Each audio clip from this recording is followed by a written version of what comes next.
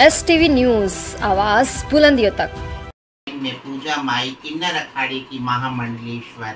मैं सभी अपने देशवासियों को योग दिवस की बहुत बहुत शुभकामना देती हूँ कि सभी घर घर में योग किया जाए और हेल्दी दिया जाए, क्योंकि मैं चाहती हूँ कि मेरे जितने भी देशवासी हैं सब हेल्दी हैं और सुरक्षित रहें, उनकी तंदुरुस्ती बनी है और खूब वो हेल्दी रहें। घर घर में ये योग का प्रयोग किया जाए। आप सभी लोग अपने जितने भी देशवासी हैं सब अपने योग का प्रयोग कीजिए और योग के साथ चलिए और माननीय जी मेरे नरेंद्र मोदी जी की खूब उनकी आज्ञा का पालन कीजिए, जैसे उन्होंने भी आज योग का वो करा था।